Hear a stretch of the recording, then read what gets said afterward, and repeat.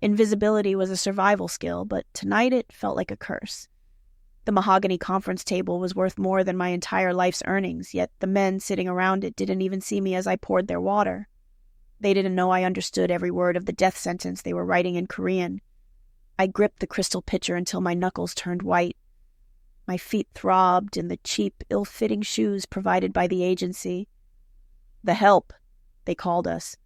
Ghosts in uniforms. I kept my eyes lowered, watching the reflection of the chandelier in the polished wood, trying to pretend I was just Jalisa the Maid and not Jalisa Davis, the former corporate law prodigy who had lost everything 3 years ago. The pain in my feet was a dull roar, but it was nothing compared to the fear that had been living in my chest for months.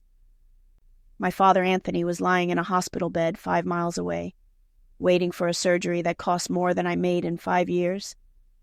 Every hour I spent here was another hour. The hospital billing department threatened to discharge him.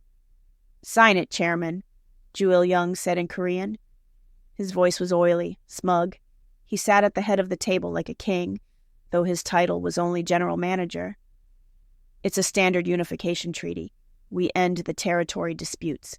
You keep your title, and I handle the logistics." Min-joon sat opposite him. The staff whispered about him in the break room. They called him the Dragon. Looking at him now, I understood why. He was terrifyingly beautiful, sharp jaw, eyes like cold obsidian, and a stillness that made the air around him feel heavy. He wore his power like the midnight blue suit that fit his broad shoulders perfectly. A tattoo of a dragon's tail peeked out from his crisp white collar, a warning to anyone foolish enough to look too closely. He didn't pick up the pen.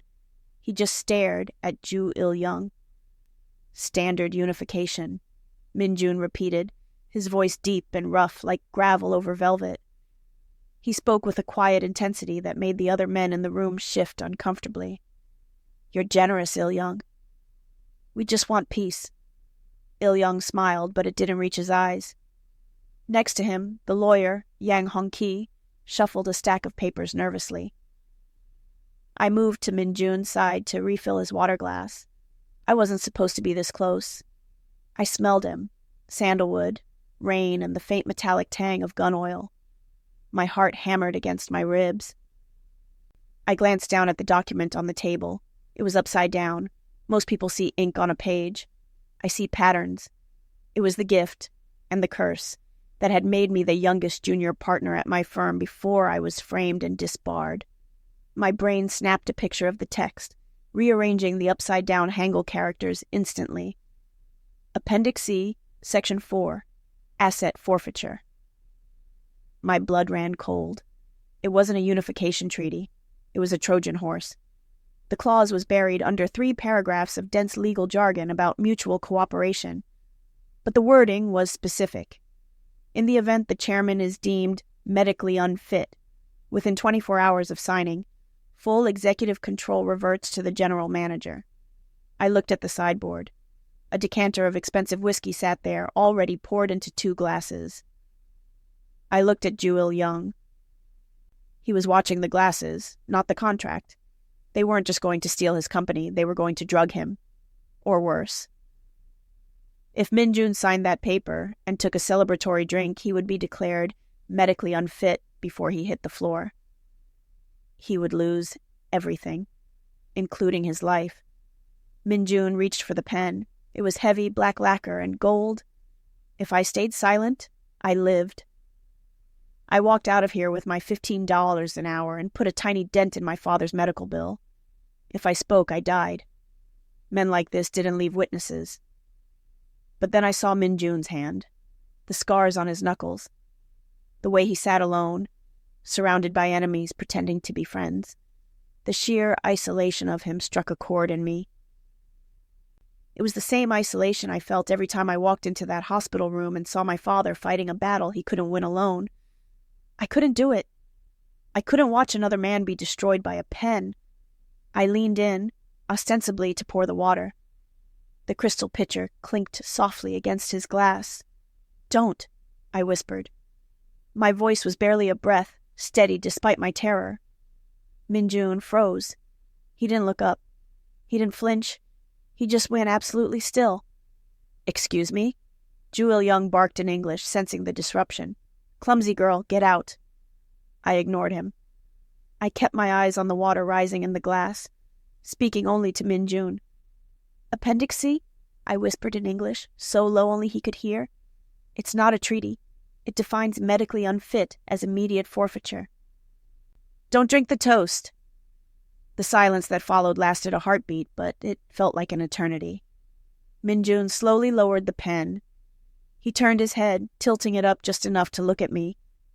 For the first time all night he really looked at me. His eyes were bottomless. He dissected me in a second. My frayed uniform, my trembling hands, the defiance in my jaw. He didn't look angry. He looked fascinated. "Korean," he murmured in English this time. "Fluent," I breathed, and I read faster upside down than most people do right side up. "Is there a problem, Chairman?" Yang Hong-ki, the corrupt lawyer, stood up sweating. "We are on a tight schedule." Min-joon smiled. It was a terrifying expression, all teeth and violence. "No problem," Min-joon said softly, just admiring the fine print. Then, with a movement too fast to track, he drove the gold fountain pen through the contract and into the solid mahogany table. Thwack! "Appendix C," Min-joon said to Yang Hong-ki, his voice dropping an octave. "You think I wouldn't check the definitions of forfeiture?" Yang Hong-ki's face went pale. It's standard boilerplate?" "It's a coup." Min-joon stood up. The chair scraped loudly against the floor. "And you nearly got me to sign my own execution order." Geum-Ryong stood up, his face twisting into a snarl. He signaled his guard. The guard reached for his gun. Min-joon didn't even look. He grabbed the crystal pitcher from my hand and smashed it into the guard's face. Chaos erupted. Glass shattered. Shouts filled the air. I screamed and ducked, covering my head as the boardroom turned into a war zone. "Hyun-woo!" Min-joon roared. The door burst open. Hyun-woo, Min-joon's bodyguard, entered with a pistol in each hand. The room dissolved into noise. Gunshots, breaking wood, screams. I crawled backward, trying to make myself small, trying to reach the service door. I just needed to get out. I needed to get to my father. But before I could reach the handle, a hand grabbed my arm. Strong fingers gripped me with bruising force, hauling me upright. I looked up into Min-joon's face. There was a smear of blood on his cheek, not his. "You," he growled. "Who are you?" "Jalisa," I gasped. "Just Jalisa." "You're not just Jalisa anymore." He pulled me behind him as he kicked the table over, creating a barricade against Geum-Ryong's men. "You're the woman who just saved my life." A bullet pinged off the metal frame of the chair next to us. Min-joon returned fire, his body shielding mine completely. He moved with lethal grace, a dark dancer in a storm of bullets. "We're leaving," he commanded, dragging me toward the private elevator. "I can't," I yelled over the noise. "My father—" "Your father is dead if you stay here," Min-joon shouted back. He fired 2 shots that dropped a man charging us. He shoved me into the elevator and slammed his hand on the keypad. The doors hissed shut, sealing us in the sudden ringing silence. I slumped against the mirrored wall, sliding down until I hit the floor. My heart felt like it was going to explode. I was hyperventilating. Min-joon holstered his weapon. He adjusted his cufflinks, checked his phone, then looked down at me. The adrenaline was fading, replaced by that cold, calculating stillness. He crouched down in front of me. He didn't touch me, but he was close enough that I could feel the heat radiating from his body. "Appendix C," he said thoughtfully, "hidden in the definitions. Even my lawyers missed it." "Your lawyers are lazy," I choked out, trying to find my breath. "Or they're on Il-young's payroll." His eyes narrowed. "And you? Whose payroll are you on?" "Nobody's. I make $15 an hour cleaning up after people like you." "Liar." He reached out, his thumb tracing the line of my jaw. His skin was rough, calloused. The touch sent a shockwave through me that had nothing to do with fear. A maid who reads legal contracts upside down, who speaks fluent Korean, who spots a trap that would have toppled an empire. He leaned closer. You're a spy. I was a lawyer. I snapped, the old anger rising up. Top of my class. Until I was set up. Now I'm a maid. Is that tragic enough for you? Min-joon stared at me for a long moment. Then, slowly, a genuine smile touched his lips. It transformed his face from a weapon into something devastatingly handsome. A lawyer, he mused, and a survivor. The elevator dinged. The doors opened to a penthouse, not a lobby. His penthouse. I scrambled to stand up. Let me go. I won't tell anyone. Go? He laughed, a dark, low sound. He stepped out and beckoned me to follow.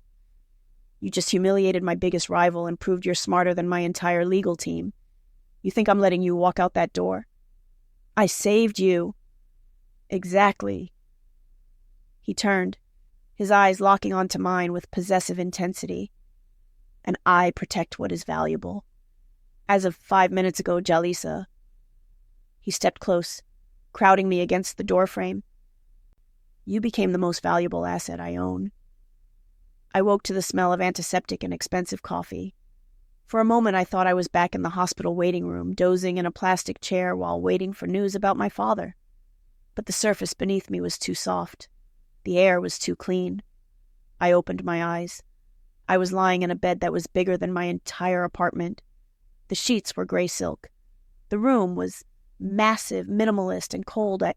I bolted upright. I wasn't in my uniform. I was wearing an oversized black t-shirt that smelled like sandalwood and him.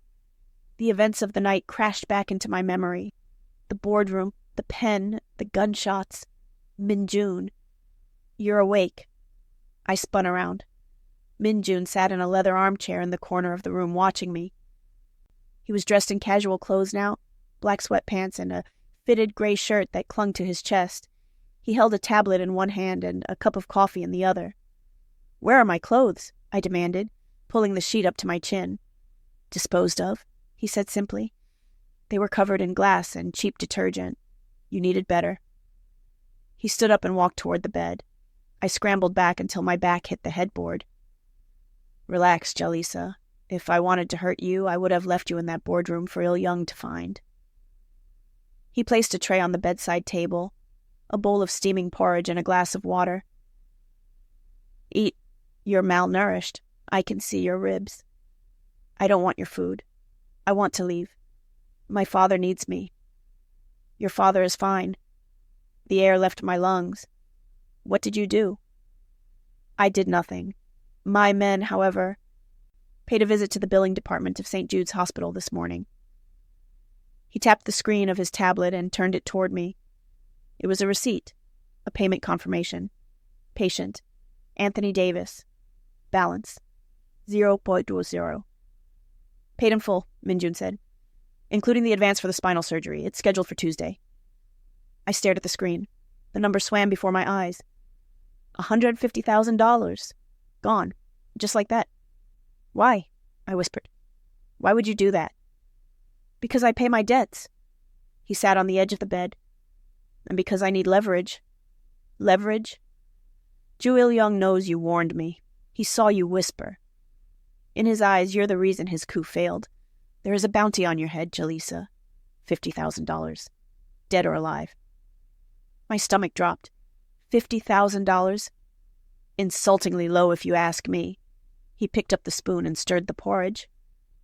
But enough to make every freelancer in Chicago look for you. If you walk out that door, you're dead within the hour. And if you're dead, who takes care of Anthony? The trap snapped shut. I heard it loud and clear. He had paid the bills not out of kindness, but to bind me to him. So what? I stay here forever? You're a maid? No. He looked at me, his dark eyes intense. I don't need a maid. I have plenty of those. I need... He paused, searching for the word. I need a weapon. I'm not a weapon. I'm a disbarred lawyer. Precisely. He pulled a folder from beside the chair and tossed it onto the bed. My legal team is compromised. You said it yourself. Yang Hong-ki missed the clause on purpose. I need someone who can read the fine print, someone who hates the system as much as I do. I looked down at the folder. It was labeled Geum-Ryong, internal audits. You want me to work for you? I want you to verify my empire. His voice dropped, becoming rough and intimate. You said you were set up? That the law failed you? Good. Use that anger, find the leaks in my organization, find the rats, help me clean house. And in exchange? In exchange, your father gets the best medical care in the country. And you... He leaned in, his face inches from mine. You get my protection. Real protection. The kind where no one ever looks down on you again. I looked at him. Really looked at him. He was dangerous. He was a criminal. He was everything I should run from, but he was also the man who had just saved my father's life with a swipe of his finger. I reached for the spoon. My hand was shaking just a little. I need a laptop, I said, my voice steady. And access to the encrypted files. Min-joon smiled. It was the same smile from the elevator. Predatory, proud, and possessive. Done. He stood up and walked to the door, pausing with his hand on the frame. Oh, and Jalisa? Yes? The t-shirt looks better on you than it does on me. He walked out, leaving me alone with the porridge, the files, and the terrifying realization that I had just signed a contract of my own. And this one didn't have an exit clause. The laptop Min-joon gave me was worth more than my father's car. It was a sleek slab of matte black metal that hummed with quiet power, but the data on the screen was a mess. I sat cross-legged on the massive bed, the silk sheets pooling around me, scrolling through lines of code and financial ledgers that made no sense. It was 3:00 a.m. I hadn't slept. The adrenaline from the boardroom had faded, leaving behind a cold, sharp focus. Min-joon had given me access to the internal audits folder, but it was like looking at a puzzle with half the pieces missing. Thousands of transactions, shell companies nested inside shell companies. It was a labyrinth designed to hide money, not track it. You're frowning. I didn't look up. I'm thinking. Min-joon was standing in the doorway. He had showered. His hair was damp, falling over his forehead in a way that made him look younger, less like a dragon and more like a man. But the gun was back in the holster at his hip. Find anything? He asked, walking into the room. I found a mess, I muttered. Yang Hong-ki isn't just corrupt, he's sloppy. Or he thinks you are. Min-joon stopped at the foot of the bed. Explain. I turned the laptop around. Look at these transfers. Every Friday at 4:00 p.m., a microtransaction goes out from the logistics department to a vendor called Blue Pine Solutions. It's always small, under $5,000, beneath the audit threshold. Min-joon squinted at the screen. So, we pay vendors. Blue Pine Solutions doesn't exist, I said, my voice gaining strength. I cross-referenced the tax ID. It belongs to a defunct dry cleaning business in Queens. But if you look at the routing number... I tapped the key, bringing up a complex web of numbers I had mapped out in my head over the last 2 hours. It bounces through 3 offshore accounts and lands here. I pointed to the final destination. Cayman Islands. Account holder. J.I.Y. Holdings. Min-joon went still. The air in the room seemed to drop 10 degrees. J.Y., he whispered. Geum-Ryong. Your general manager isn't just trying to steal your company with a contract, I said. He's been siphoning your operating capital for 2 years. He's using your own money to pay for the mercenaries who attacked us tonight. Min-joon looked from the screen to me. His expression was unreadable, but his eyes were burning. My finance team has been looking for that leak for 6 months, he said quietly. Hyun-woo brought in forensic accountants. They found nothing. They were looking for big numbers, I said. They were looking for millions. I was looking for the crumbs. Poor people notice crumbs, Min-joon. Rich people step over them. He reached out and took the laptop from my lap, setting it on the bedside table. Then he looked at me, really looked at me in the oversized t-shirt with my hair a mess. "You really are a weapon," he murmured. "I told you," I said, hugging my knees to my chest. "I was top of my class. And now you're mine." The possessiveness in his voice sent a shiver down my spine. It wasn't a threat. It was a statement of fact, like saying the sky was blue or the fire was hot. "Get up," he said suddenly. "What? Why?" "Because we are going to war, and you can't fight a war in my t-shirt." 20 minutes later, I was standing in the middle of the penthouse living room. The sun was just starting to rise over Lake Michigan, painting the sky in bruises of purple and gold. The room was filled with racks of clothes. I gaped at them. "What is this?" "Armor," Min-joon said. He was sitting on the leather sofa, sipping espresso, watching me over the rim of his cup. Standing next to the racks was a woman who looked terrifyingly efficient. She wore a severe black suit and held a measuring tape like a garrote. "This is Madame Beau," Min-joon introduced. "She dresses the people who run this city. And today, she's dressing you." "I don't need—" "You do," Min-joon cut me off. "You are no longer invisible, Jalisa. You are my personal counsel. When you walk into a room, I need men like Geum-Ryong to hesitate. I need them to look at you and wonder if you're going to sue them or shoot them." Madame Beau stepped forward. She didn't ask. She just started measuring. Her hands were cold and quick. Shoulders, waist, inseam. "She has good structure," Madame Beau noted, her voice clipped, "but she holds herself like a victim. Shoulders forward, head down." "Fix it," Min-joon commanded. "I'm standing right here," I snapped. Min-joon set his coffee down. He stood up and walked over to me. Madame Beau stepped back instantly, giving him space. He circled me slowly. I felt like a prize horse being inspected, but there was something else in his gaze, a heat that made my skin prickle. He stopped behind me. His hands came up, hovering over my shoulders, then settled. They were heavy, warm. "Shoulders back," he whispered against my ear. He physically pulled my shoulders back, opening my chest, exposing my throat. "Chin up." His finger hooked under my chin, tilting my head until I was looking at my reflection in the floor-to-ceiling mirror. I saw myself, a small woman in a big t-shirt, looking terrified, and behind me the dragon, dark and imposing, his hands claiming me.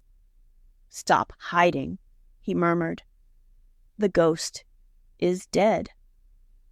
"Look at yourself, Jalisa. You found the leak. You saved the king. Act like it." I swallowed hard, staring at our reflection. He was right. The maid was gone. I had to kill her, or she would get me killed. I took a breath and squared my shoulders against his hands. "Fine," I said to the reflection. "Armor me." The transformation took 2 hours. When I stepped out of the dressing room, silence fell over the penthouse. I wasn't wearing a dress. Min-joon had forbidden it. "Dresses are for galas," he had said. "Suits are for business." I was wearing a bespoke suit in a deep blood-red velvet. It was tailored to within an inch of its life, hugging my curves, but structured with sharp, aggressive shoulders. The pants were wide-legged, concealing the 4-inch stilettos that made me tall enough to look a man in the eye. My hair, usually pulled back in a frizzy bun, had been silk-pressed and fell in a sharp, asymmetrical bob that framed my face like a blade. I walked into the living room. Hyun-woo, Min-joon's bodyguard, was there now. He was a mountain of a man with a scar running through his eyebrow. He had been looking at his phone, but when he heard my heels clicking on the marble, he looked up. His jaw actually dropped. "Is that—" Hyun-woo started, then trailed off. Min-joon was standing by the window looking out at the city. He turned slowly. His eyes swept over me, starting at the heels and traveling up, past the sharp crease of the trousers, the fitted waist of the jacket, to my face. He didn't say a word. He He just stared. The air in the room grew thick, charged with a tension that made it hard to breathe. He walked toward me. He didn't stop until he was deep in my personal space. He reached out and adjusted the lapel of my jacket, his knuckles grazing the skin of my collarbone. The touch burned. Red, he said softly. The color of war. I thought it was the color of blood, I replied, my voice steady though my heart was galloping. Same thing. His eyes locked on mine. You look dangerous, Jalisa. Good, because I found something else in the files. The moment shattered. Min-joon blinked, stepping back as the businessman took over the admirer. Show me. We moved to the dining table, which I had turned into a command center. I opened the laptop. The money Il-young stole? He didn't just spend it. He invested it. I pulled up a map of Chicago. He's been buying up commercial real estate in the warehouse district. Shell companies again. Why the warehouse district? Hyun-woo asked, stepping closer. He still looked skeptical, but he was listening now. Because of the shipping routes, Min-joon realized. If he controls the warehouses, he controls the flow of product. He creates a choke point for my distribution. Exactly, I said. But here's the catch. The deeds are held in a trust, and the trust has a clause. I tapped the screen. If the primary beneficiary, Il-young, is investigated for a felony, the assets freeze. Min-joon looked at me, a slow grin spreading across his face. You want me to frame him? I don't need to frame him, I said, channeling every ounce of the brilliant lawyer I used to be. I found proof of tax evasion in the Blue Pine transfers. I can draft an anonymous tip to the IRS and attach the ledger. The moment the investigation opens, his assets freeze. He loses the warehouses. He loses his leverage. Hyun-woo looked at Min-joon. She's vicious. She's perfect, Min-joon corrected. But before we could celebrate, the elevator dinged. The doors slid open and a man walked in. He wasn't security. He was wearing a suit that cost more than my father's medical bills, but he wore it carelessly. He had a sneer on his face that suggested he smelled something bad. Lieutenant Park, one of the capos. He stopped when he saw us. He looked at Min-joon, then at me. His eyes lingered on my face, recognition dawning. Boss, Park said in Korean, ignoring me completely. Why is the help sitting at the war table? The room went silent. I froze. The confidence the red suit had given me evaporated. I was just the maid again. The invisible girl. Min-joon didn't shout. He didn't even raise his voice. He just walked around the table, his movements fluid and lazy until he was standing in front of Park. Excuse me, Min-joon said softly. The girl? Park gestured at me dismissively. That's the cleaner from the agency. I saw her scrubbing the lobby floors last week. Why is she looking at classified intel? Is she keeping the seat warm? Park chuckled, thinking he had made a joke. Min-joon moved so fast I barely saw it. 1 second Park was laughing. The next, Min-joon had his hand wrapped around Park's throat, slamming him backward against the wall. A vase crashed to the floor. You will apologize, Min-joon hissed, his face inches from Park's. The dragon tattoo on his neck seemed to writhe as his muscles strained. Now, be boss. Park choked, clawing at Min-joon's hand. She's just... She is my strategist, Min-joon roared, the sound echoing off the glass walls. She saved my life while you were sleeping. She found the leaks while you were incompetent. She is not the help. She is the queen of this board, and you are a pawn. Do you understand? He tightened his grip. Park's face was turning purple. Do you understand? Yes, Park wheezed. Min-joon released him. Park slid to the floor, gasping for air. Apologize to her, Min-joon commanded, pointing at me without looking. Park scrambled to his feet, rubbing his throat. He looked at me. There was hate in his eyes, but there was fear, too. I apologize, Miss Davis, Park muttered. Louder, Min-joon said, checking his watch. I apologize, Miss Davis. I sat there, stunned. No one had ever defended me like that. Not my bosses. Not the legal board. Not even my friends when I was disbarred. Min-joon had almost killed a man for disrespecting me. A warmth spread through my chest, terrifying and intoxicating. Get out, Min-joon said to Park. And if you ever look at her without respect again, I will take your eyes. Park fled the penthouse. Min-joon stood there for a moment, composing himself.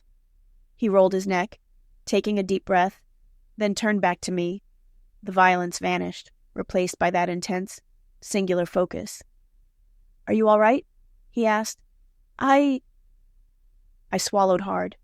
Yes. You didn't have to do that. Yes, I did. He walked back to the table and leaned over me, placing his hands on the armrests of my chair, caging me in. Disrespect is a virus. If I let it spread, it kills the host. You are an extension of me now, Jalisa. Anyone who disrespects you, disrespects the dragon. He was so close. I could count the eyelashes framing his obsidian eyes. My breath hitched. Thank you, I whispered. Don't thank me, he murmured, his gaze dropping to my lips for a fraction of a second before snapping back up. Just get me those warehouses. He pushed off the chair and walked away toward his office. Hyunwoo, get the car. We're going to pay a visit to the warehouse district. I watched him go, my heart pounding a rhythm against my ribs that felt suspiciously like hope. I turned back to the laptop to draft the IRS letter. I felt powerful. I felt protected. Then my phone buzzed in my pocket. It wasn't the burner phone Min-joon had given me. It was my old phone, the one I thought was off. I pulled it out, hiding it under the table. A text message from an unknown number. Attachment. Video. I clicked it. The video was grainy. It showed a hospital room. My father, Anthony, was sleeping in the bed. He looked peaceful. The heart monitor beeped steadily. Then a hand came into the frame. It was wearing a black leather glove. The hand hovered over the ventilator plug. The video ended. Text followed. Nice suit, Jalisa. We know you found the ghost accounts. Bring us the encryption key by midnight, or we pull the plug. Don't tell the dragon. If he finds out, Anthony dies immediately. The phone slipped from my numb fingers and landed in my lap. The red suit didn't feel like armor anymore. It felt like a target. I looked up at Min-joon's office door, where the man who promised to protect me was planning a war.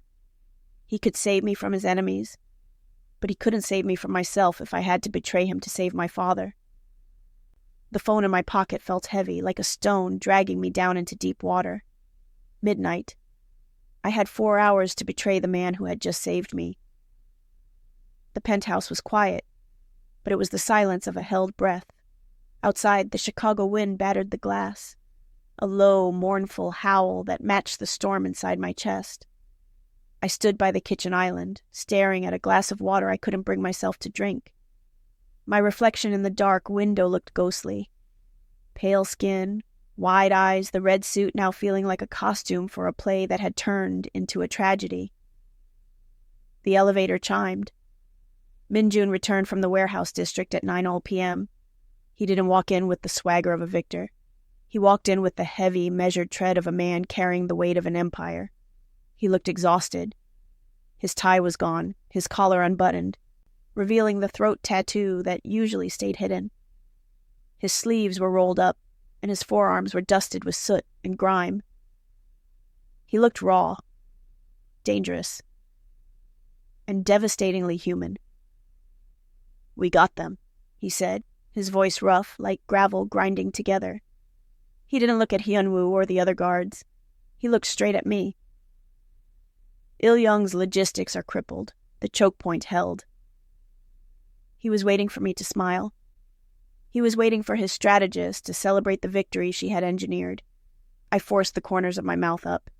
It felt like cracking plaster. Good. That buys us time. Time, he repeated. He walked toward me, bypassing the whiskey decanter, bypassing his security team.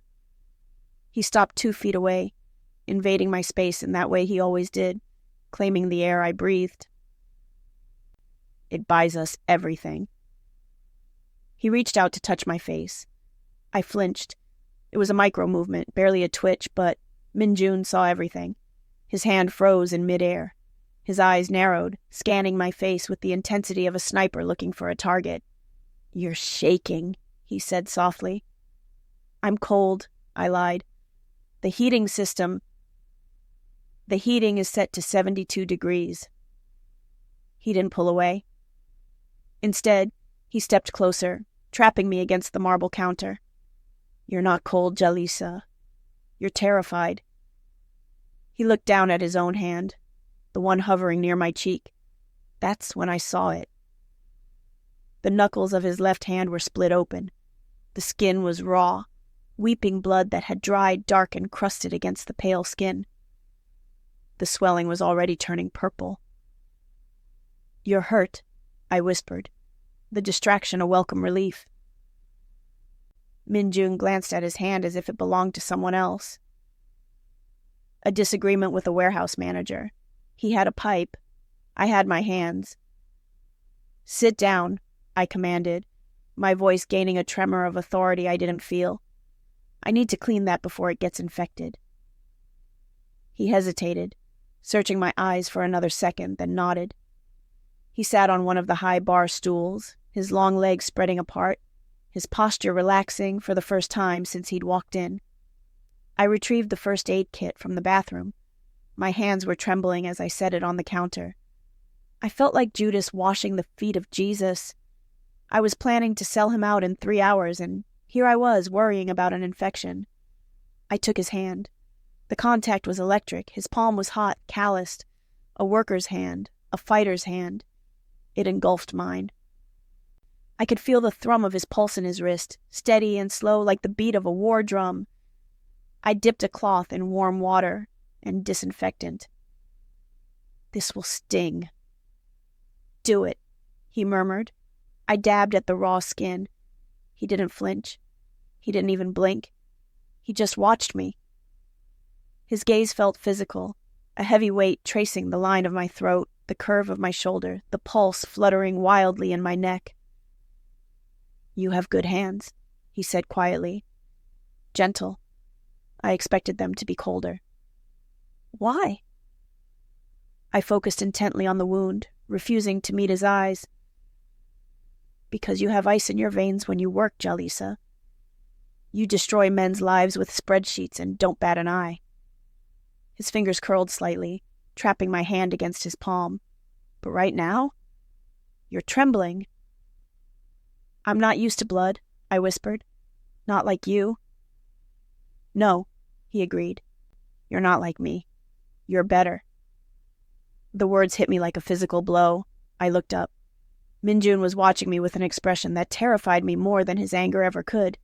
It was reverence. He looked at me the way a man looks at the only light in a dark room.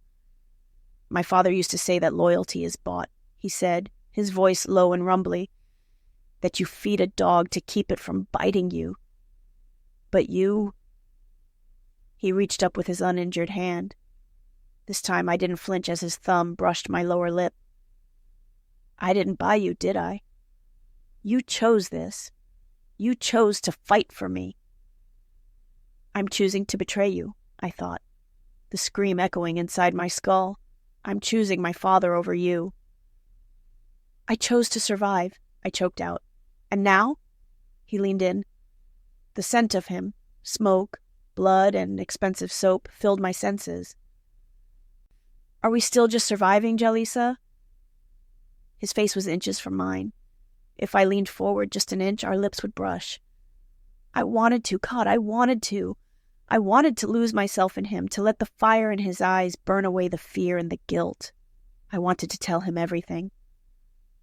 "Tell him," a voice whispered. "He saved you.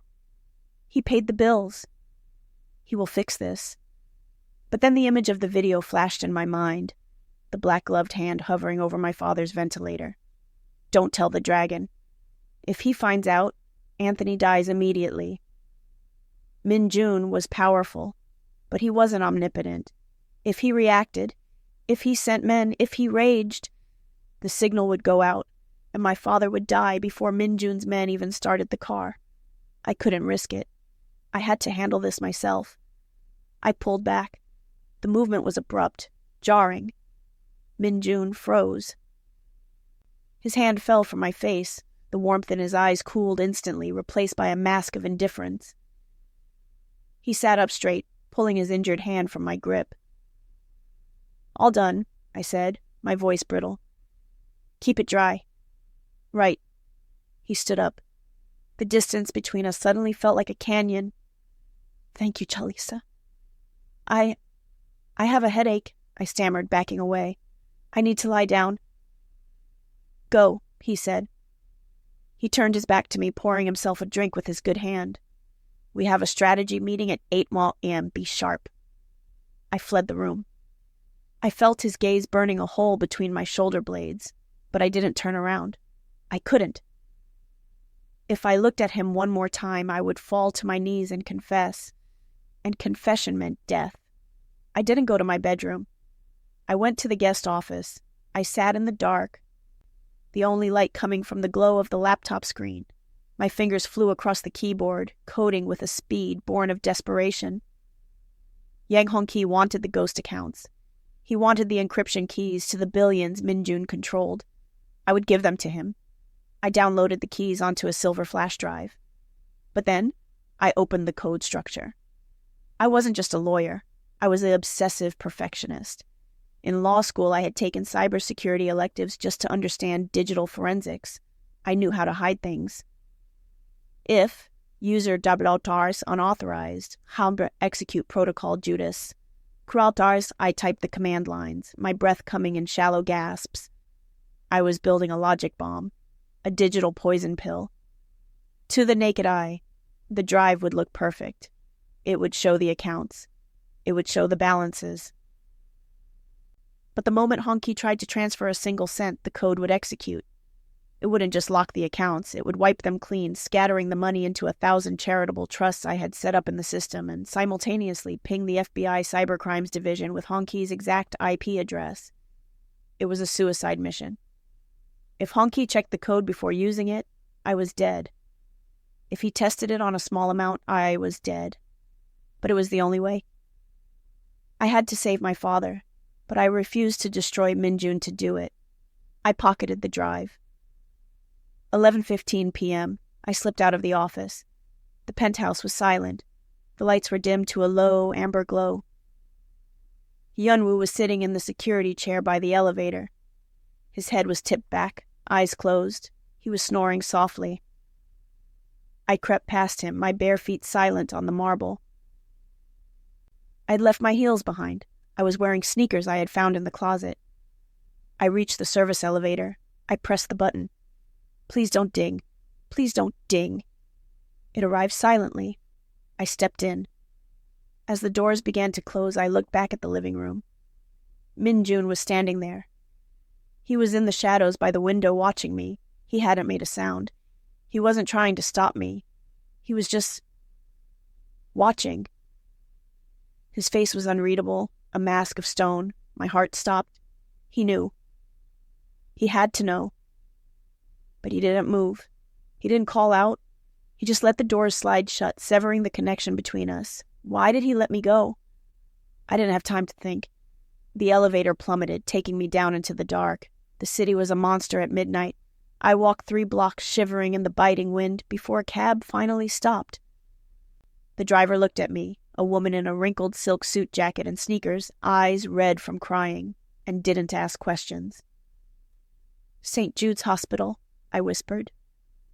The ride was a blur of neon lights and rain-streaked glass. Every time the car slowed, I flinched, expecting Min-joon's black SUVs to box us in, expecting punishment for my betrayal. But the roads were empty. He hadn't followed me. He had let me leave. The realization hurt more than his anger would have.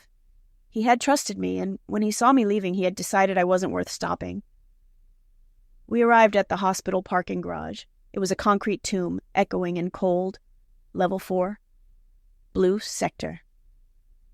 I walked up the ramp. the smell of gasoline and urine choking me. My footsteps echoed loudly, announcing my arrival. I reached the top level. It was empty, save for a single black sedan parked under a flickering halogen light. Yang Hongki leaned against the hood. He was smoking a cigarette, the cherry glowing bright in the gloom. 2 thugs stood behind him, looking bored and dangerous. "You're late," Hongki said, checking his watch. "The maid has poor time management." "I'm here," I said, my voice echoing. "Show me my father." Hongki smirked. He pulled out his phone and tapped the screen. He turned it toward me. The live feed showed my father's room. A man in black was standing by the bed, his hand resting on the power cord of the ventilator. "He's waiting for my signal," Hongki said. "Pull the cord or walk away. It depends on what's in your pocket." I reached into my pocket and pulled out the silver flash drive. It glinted under the flickering light. "It's all here," I said. "The ledger, the routing numbers, the passwords for the Cayman trusts." Hongki's eyes greedily locked onto the drive. "Bring it here." "Release him first," I demanded. "Call your man. Tell him to leave the room." Hongki laughed. It was a wet, ugly sound. "You really think you are in a position to negotiate? You're a disgraced lawyer playing dress-up. Give me the drive or watch him die." He nodded to the phone. The man on the screen gripped the cord tight. I had no choice. I walked forward. My legs felt like lead. I held out the drive. Hongki snatched it from my hand. He plugged it into a tablet one of his thugs was holding. I held my breath. If he checked the code. "Access granted," the tablet chirped. "Welcome, Chairman." Hongki grinned. Beautiful. Billions of dollars. Unlocked by a traitorous little maid. "Call your man," I said. "Let him go." "Oh, right." Hongki pocketed the drive. He pulled out his phone and spoke into it. "We have the package. Proceed with Phase 2. My blood froze. "Phase 2? You didn't think we'd leave a witness, did you?" Hongki sneered. "Or leave the old man alive to testify." On the screen, the man didn't leave the room. He reached for a pillow. "No!" I screamed. I lunged at Hongki, my fingernails aiming for his eyes. It was pathetic. It was desperate. One of the thugs caught me midair. He backhanded me, a heavy blow that sent stars exploding across my vision. I hit the concrete hard, tasting copper. "Kill her," Hongki said, bored. "Throw her off the edge, make it look like a suicide. The grief-stricken daughter following her father." The thug grabbed me by the hair. He dragged me toward the ledge. I kicked. I screamed. I clawed at the concrete until my nails broke. "Min-joon!" I screamed his name. I didn't know why. He wasn't coming. He had watched me leave. The thug lifted me. My feet dangled over the abyss. I saw the streetlights 4 stories down. I squeezed my eyes shut. Crack! The sound was deafening, like a thunderclap inside the garage. The thug holding me jerked violently. Warm, sticky fluid sprayed across the back of my neck. His grip went slack. I fell. Not off the ledge, but onto the hard concrete of the roof. I scrambled away, gasping, wiping the blood from my face. I looked up. Min-joon was walking up the ramp. He looked like a nightmare. He had abandoned the stealth of a predator and embraced the brutality of a monster. He held a matte black pistol in his right hand. His face was a mask of cold, concentrated rage. "I believe," Min-joon said, his voice echoing through the garage, calm and terrifying, "that belongs to me." Hongki froze. "Min-joon, how—" "You touched her," Min-joon said. He didn't shout. He didn't run. He just walked, steady and inevitable as death. "I told the world she was mine, and you touched her." "She betrayed you," Hongki shrieked, backing away. "She gave me the drive. She sold you out." "She gave you a bomb," Min-joon said. "I checked the code logs before I left the penthouse. She didn't sell me out, Hongki. She rigged you to blow." My heart hammered against my ribs. He knew. He had watched me code it, or he had trusted me enough to check. Kill him, Honky screamed at the second thug. The thug raised his submachine gun. Min-joon didn't break stride. He fired twice. Pop, pop. The thug dropped, 2 holes in his chest. Honky was alone. He looked at Min-joon, then at me, then at his car. He scrambled into the driver's seat and slammed the door. He gunned the engine. He wasn't trying to escape down the ramp. He was aiming for me. I was crouching by the ledge, nowhere to go. The headlights blinded me. The roar of the engine filled the world. Jalisa! Min-joon moved. He didn't shoot the driver. He didn't dive for cover. He sprinted. He threw his body across the gap between us. He hit me like a linebacker, tackling me sideways just as 2 tons of steel roared past. The car missed me by inches, but it didn't miss him. Crunch. The sound of metal hitting bone was sickening, a wet snapping sound that I felt in my own marrow. Min-joon was spun around by the impact of the fender clipping his leg. We slammed into the concrete wall together, him taking the full force of the blow, shielding me with his body. The sedan screeched down the ramp and vanished into the night.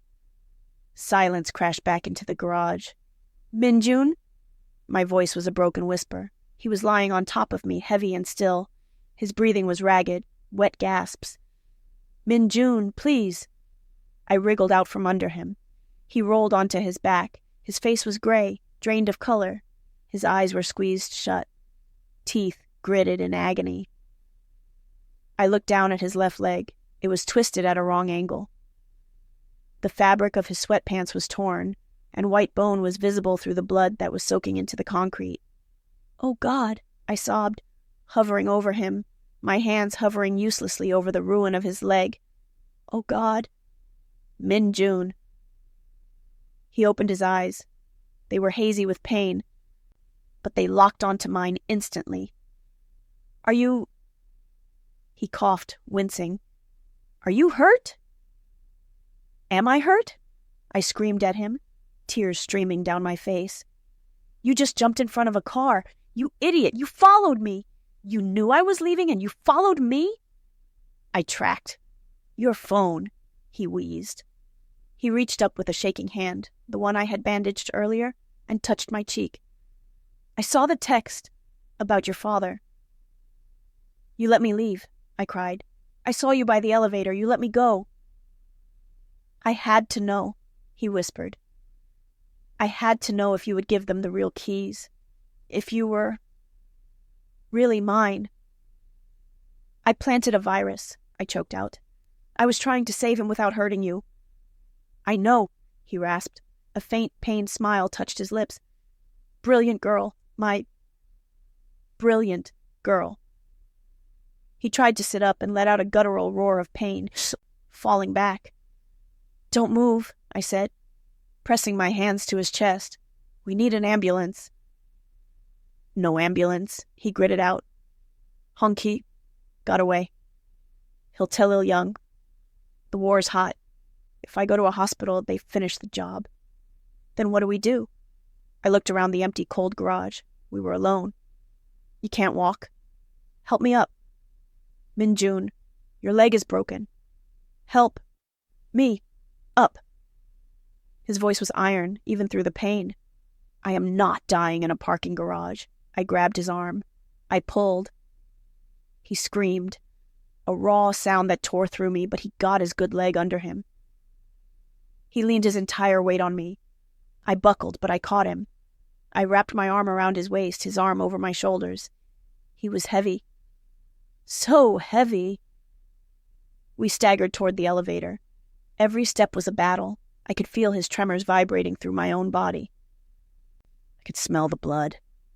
"Why?" I asked, panting under the weight. "Why did you come? You knew I was meeting them. You knew it was a trap." Min-joon turned his head. His face was inches from mine, slick with sweat, pale as death. "Because," he whispered, his voice failing, "I don't lose what belongs to me." The elevator doors opened. I dragged him inside.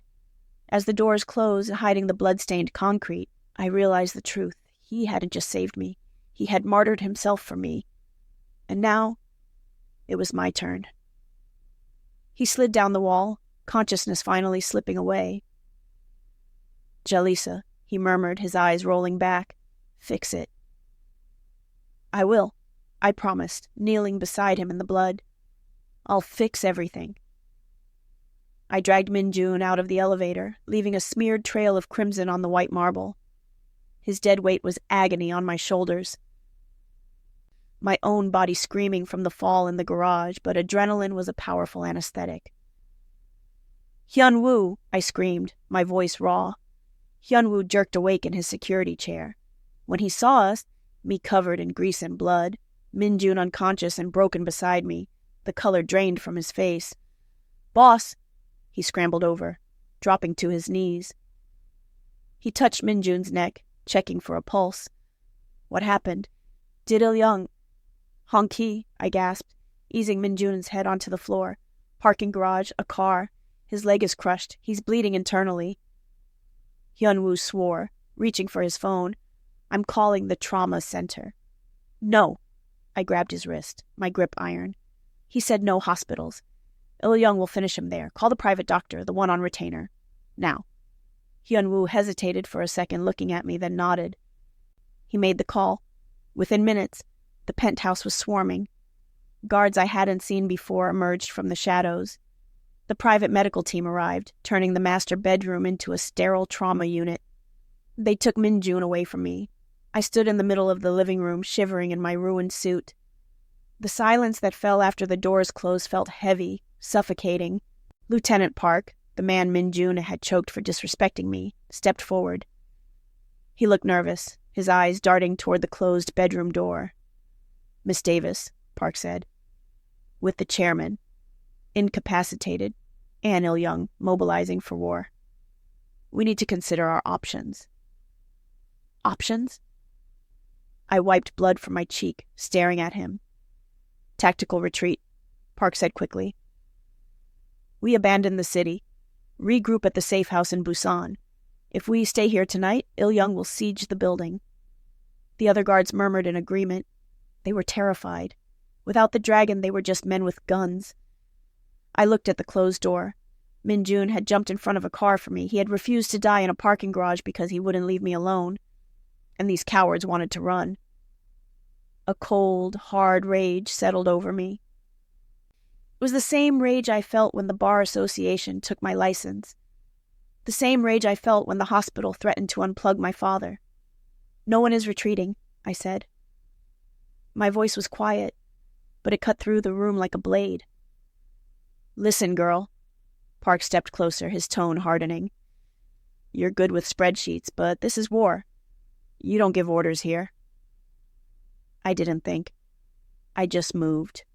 I reached into Hyun-woo's holster, pulled out his spare Glock 19, and racked the slide. I pointed it directly at the center of Lieutenant Park's chest. The room froze. "I am not the girl," I said, my hand perfectly steady. "And I am not the maid. I am the person the chairman trusted to save his life tonight.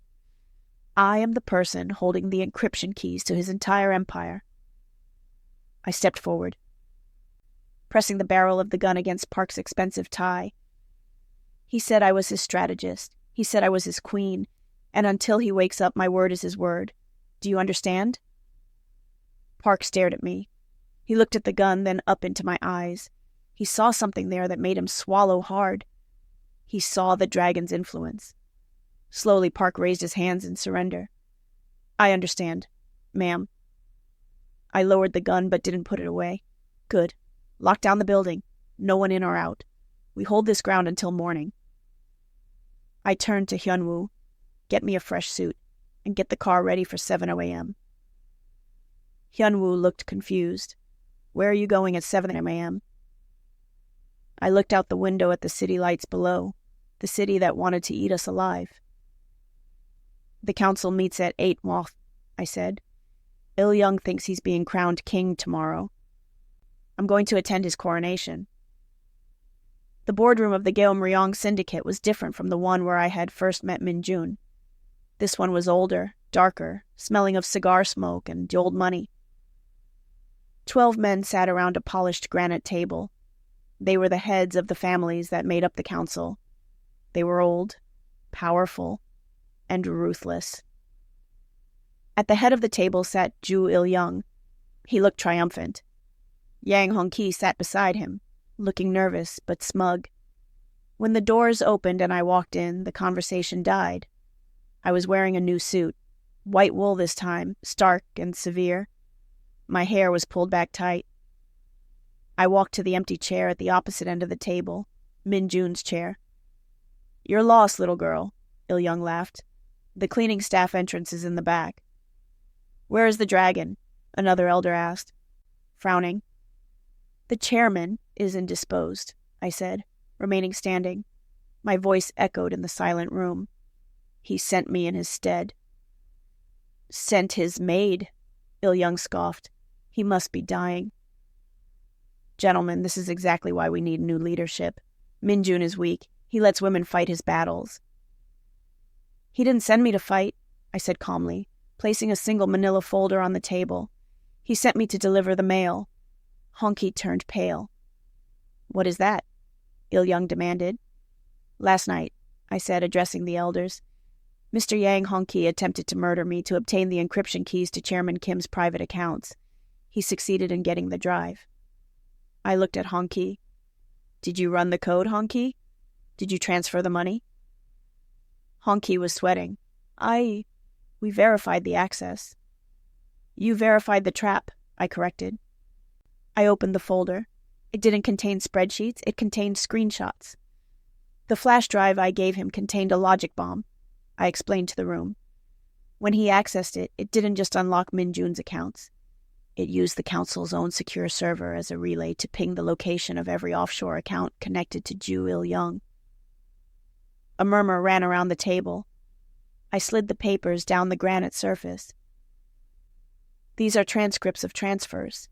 For 3 years, Geum-Ryong has been skimming 5% off the top of the collective fund, stealing from every single one of you to fund his private army." Il-young stood up so fast his chair fell over. "Liar! She's lying." "The proof is on your own servers," I said coldly. "Check them." The elder to my right pulled out his phone. He made a call. A moment later, he looked up at Il-young, his face darkening with rage. "It's true," the elder said. "The funds are missing. Trace back to Il-young's shell companies." The atmosphere in the room shifted instantly. They were wolves, and they just realized Il-young was wounded prey. "You tried to steal Min-joon's chair," I said to Il-young, whose face was crumbling in panic. "But you forgot the first rule of this table. You don't steal from the family." The elder stood up. It wasn't a vote. It was a sentencing. Il-young looked at his guards, but they stepped away from him. He was finished. I didn't stay to watch. I turned on my heel and walked out of the room, leaving the wolves to feast. It was 3 days before Min-joon woke up. I was sitting in the chair beside his bed, dozing. I hadn't left the penthouse. I had run his empire from his desk, fielding calls from terrified lieutenants and satisfied elders. Il-young and Hong-ki had disappeared. The war was over before it began. "Jalisa." The sound was weak, barely a whisper, but it jerked me awake. His eyes were open. They were glassy with painkillers, but they were focused on me. "Hey," I whispered, leaning close. I took his hand, the good one. "You're okay. You're home." He tried to move his leg and winced, a hiss of pain escaping his teeth. He looked down at the cast, then back at me. Memories flooded his eyes. The garage. The car. "You," he rasped. "You carried me to the elevator." "You're heavy," I replied, a tear escaping and tracking down my nose. "Never do that again." He squeezed my hand weakly. "Il-young? The council?" "Handled," I said. "Il-young is gone. The council reaffirmed your position unanimously this morning." He frowned, confused. "How? I wasn't there?" "I was." He stared at me. He took in my appearance, the exhaustion in my face, the way I held his hand like it was a lifeline. "You went alone?" he whispered. "I had to. They needed to see strength." I stroked his knuckles with my thumb. "I told you, Min-joon. I'm a really good lawyer. I prosecuted him in his own courtroom." He closed his eyes, let out a long, shaky breath, and then opened them again. The look he gave me was intense enough to stop my heart. It wasn't just gratitude. It was awe. "You saved me," he said. "My life. My legacy. You saved it all." "You saved me first," I murmured. "In the garage. Jalisa." He pulled on my hand, weak but insistent. I leaned closer until my ear was near his lips. "I didn't do it for the asset," he whispered. "I didn't jump in front of that car to protect my investment." My breath hitched. "Why did you do it?" He turned his head slightly, just enough so his lips brushed against my cheek. "Because I can replace an empire," he breathed, "but I cannot replace you." I closed my eyes, letting the words wash over me, feeling the warmth of his skin, the steady beat of his heart. The contract was broken. The deal was done. We were something else entirely, now. Later that night, the gala was over. We returned to the penthouse, the one Min-joon had bought the week we married. It was the highest tower in the city, but it was still just an elegant extension of the war room. Min-joon was in his office, his white shirt unbuttoned, reviewing the final numbers from the commissioner's agreement. I walked in, carrying a glass of water. I approached his desk, and he looked up, his expression softening instantly. "You should be resting," he murmured. "It was a long night."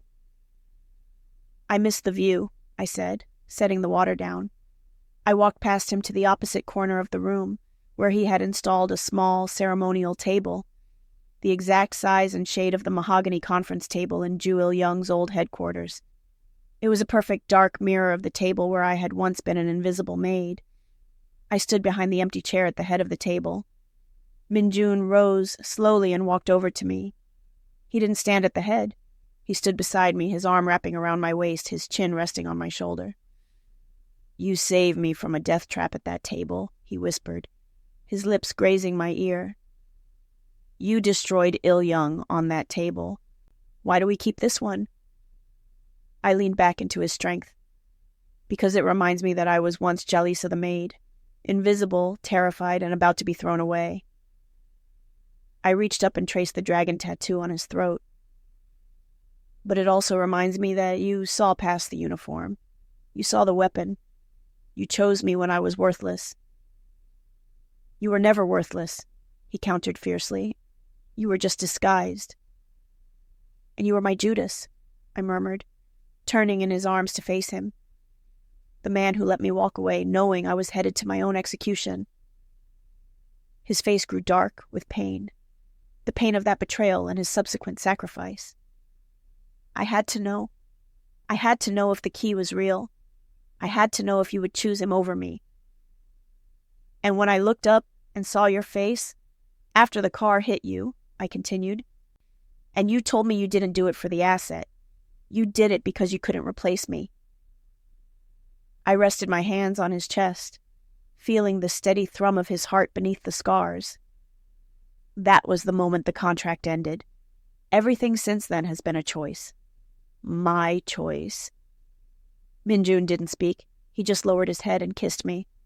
Not the soft public kiss of the gala, but the raw, claiming kiss of the garage. Desperate, fierce, and utterly possessive.